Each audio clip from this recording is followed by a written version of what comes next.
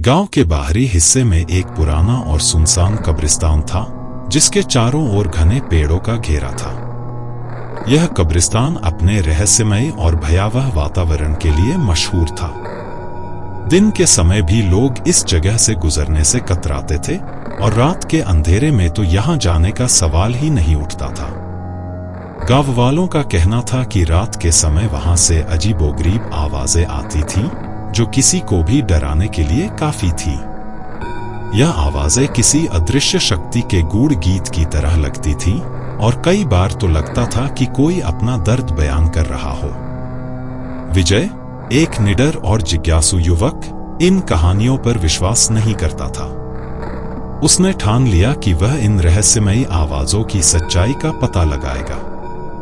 एक रात जब पूरा गांव गहरी नींद में सो रहा था, विजय ने एक टॉर्च और कुछ जरूरी सामान के साथ कब्रिस्तान की ओर रुख किया।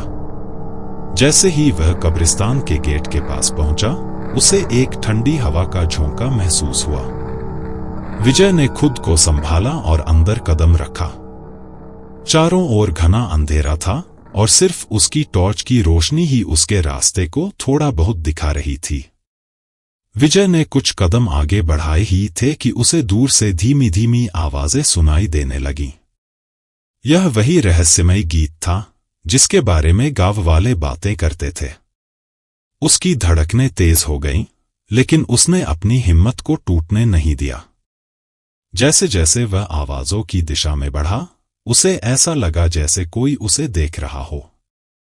अचानक उसकी टॉर्च की रोशनी एक पुरानी टूटी हुई कब्र पर पड़ी।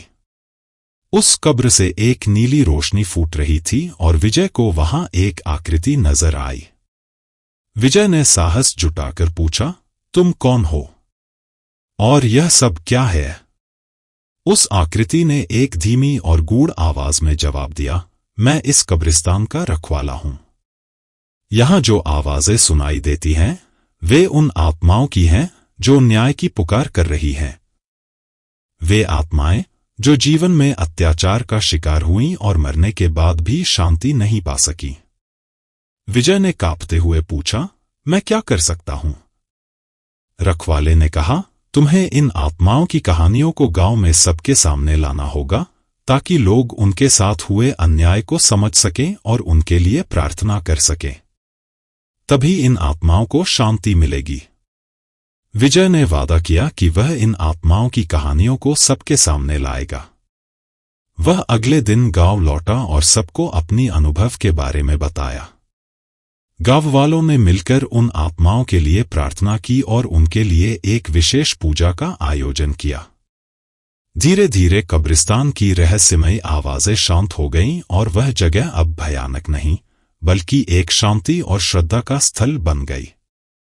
विजय की हिम्मत और गांव वालों की प्रार्थना ने उन आत्माओं को अंततः शांति प्रदान की।